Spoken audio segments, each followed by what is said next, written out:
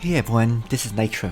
So, the update on January 9th, 2020 on the international server was a very simple update with really just 3 additions, one of which only banners. The first new addition is of course the current Big Bros Gamble, and I'll go into the details shortly.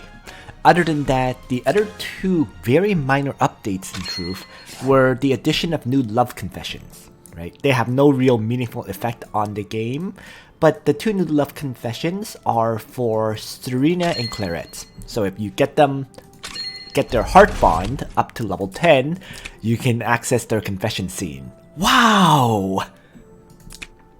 Alright, so those are, from what I can tell, the only 3 changes with this update.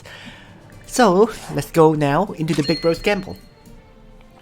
This Big Bros Gamble, as usual, is tiered, meaning the lower level items have a much higher chance of occurring than the higher level ones, right?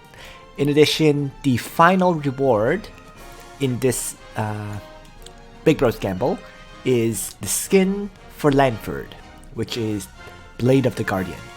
It's important to note that by clicking in like this, you can only see this single skin. There's no other skins available. So if you do manage to get the skin, you have to pick this one. You have no other options, okay? So that's a little thing that people may have missed, so I thought I should mention it. This has happened before for another banner. I can't recall off the top of my head. It might have been Cherie's skin. So just be aware of that. So, as a result, the question then is it worth drawing on for these banners, or for these Big Bro Gambles? The answer is really, do you want the skin or not? If you want the skin, by all means draw like crazy on it. You know, if you don't care about the skin, you know, maybe you're like me, you want to try to get the 40 skin vouchers in general, but don't really care for the skin. You might draw multiple times, let's say 4 or 5 times, when the cost is low. Right? Because the cost of these Big Bro Gambles scales up. Right? The first draw is free, then 50, then 100, then 200, then 300, 400, 500, 600, 800, 1000. Right? The cost just keeps going up the further you go. So I'm just going to do my attempts and see how it goes. I don't particularly want Lanford's skin because I don't use him. In truth. My first gamble gave me 100 Aura Column more. Ooh, so I actually picked up something very good. Further up, rather than the bottom items. I actually do want the 300,000 gold in truth. Pretty desperate for gold. So, you know, I'll do a few gambles and see. My second one, 50 costs, 10 Trinity vouchers, or sorry, 10 friendship vouchers. Garbage, right? The third one, 100 costs. I think it's acceptable still. Let's see what I get. Sword. 10 crafter's hammers. Also useless so far. I'm now at 200 crystals at this point, right? And the most likely things I'll get is the SR accessory or gold or star, right? Star pays off, okay? 40 vouchers is also possible. It's highly unlikely to get the top 3. I'm actually just gonna do it because I do have Trinity crystals to spare, and I got star coin. Alright, so I got the 300,000 gold at this point. It's now at 300 costs. Okay. This is where it gets rough. Because 300 costs, if you divide that by 88, gives you 3.4 Trinity vouchers. So if I get star, it pretty much pays itself off. If I get vouchers, it pays itself off too. But if I get the staff, it's garbage. Right? I paid 300 vouchers for an SR accessory. So at this point, it's 100% gambling, right? And then, so what this kind of means is if for example, if it takes me 3 gambles to get the power vouchers, right? You can say star pays itself off, right? But I would have paid in total, I think 700 crystals for 40 vouchers. So we are rapidly reaching the point where the opportunity cost, if you will, is very debatable. So just looking at this, you know, it's now reached the point where it's completely gambling, right? I do have 10,000 Trinity crystals, so I can afford to gamble.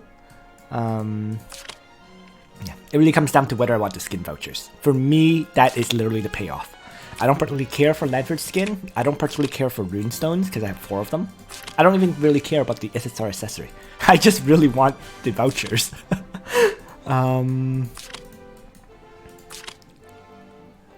But yeah, at this point, as I said, it's a gamble. It's going to be, let's say, 300, 400, and then 500 to hope for that, right? And that 500 may give me an SSR accessory, it may give me a runestone, or it may give me the skin. It's a tough choice at this point. So keep in mind, for me, 300 plus 400 plus 500, if I divide them by 88, that's equals to the equivalent of 14 Trinity vouchers, basically. 13.6, right? Let's take a look at it from that perspective. This is 13.6 Trinity vouchers to guarantee that I get one of these items, right? Pretty much. Wheel of Fate, World, Emperor, or Power. And I actually do think it's worth it, so I'm gonna go for it. For players who are playing, yeah, as expected, Staff first, right? The SR item. The second gamble will probably be Power.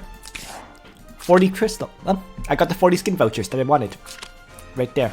So I never picked up this. I never picked up Star, which saves me some crystals.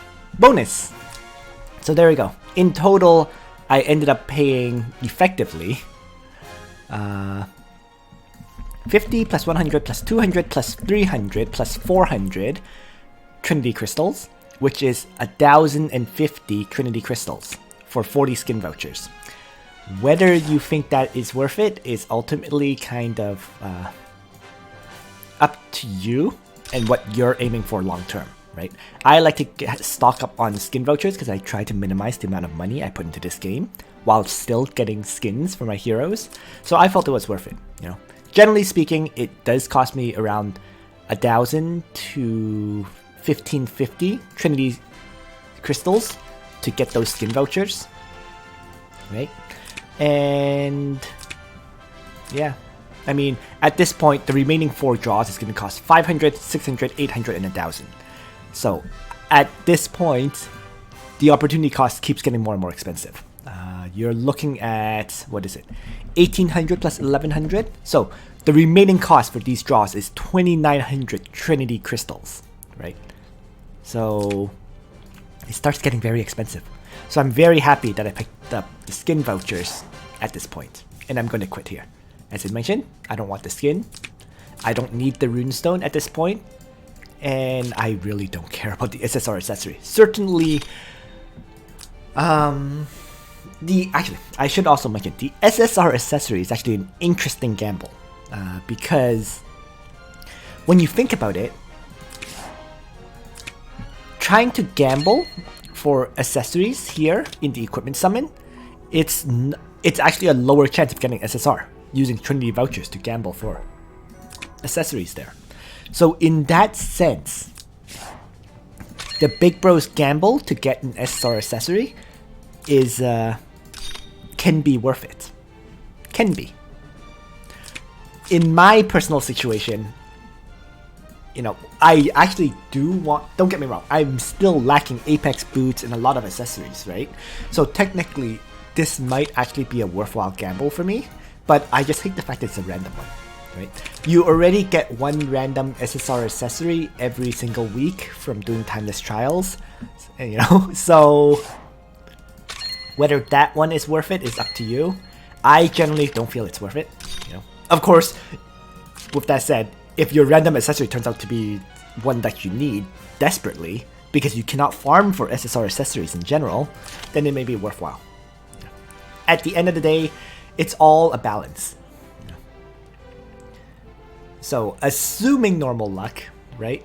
If I were to keep gambling to try to get this, which I'm not going to, it would be probably like 500 for the Trinity vouchers, then 600 for the random accessory, right? So another 1,100 Trinity crystals for an SSR accessory. Once again, if you divide 1,100 by 88, it is 12.5 Trinity vouchers. So it's one of those examples, as I said, where if you were the type to keep gambling for equipment summons, right, then this gamble actually makes sense, right? The Big Bros gamble actually makes sense because you can guarantee yourself an SSR accessory, more or less, for a pretty low cost, right? Even if you were to do all the gambles to get the SSR accessory, 2,900 divided by 88 is still 33 Trinity vouchers, right? So it's actually considered a respectable rate to get SSR accessories in that sense. But overall, if you're saving your crystals in general for summons instead, for heroes, right? Let's say you have not played as long as I have, so you don't have a huge stock of crystals and vouchers and so on, then you'll probably want to skip these Big Bro gambles. So I tried to do a breakdown of its opportunity cost and its worth. It's very hard to say because generally speaking, it's very much a situation where if you are trying to get heroes, right? Well, obviously, saving for Trinity, saving everything for Trinity vouchers so you can summon for heroes is much more important. If you're at the end game stages like I am, where you have tons of heroes, most of which you don't use in truth, then drawing on these Big Bro gambles becomes worth considering. Right? So there you have it. Especially if you're like me, you like to collect those skin vouchers, as I repeatedly said. And yeah, so that's all the summons I'm personally going to make. I'm going to just continue to hope that I can get Apex boots from Timeless Trials instead of having to do these kind of gambles for them. And that's it. Thanks for watching, everyone. I hope you found this video, I guess, interesting or useful. And on that note, Nitro out.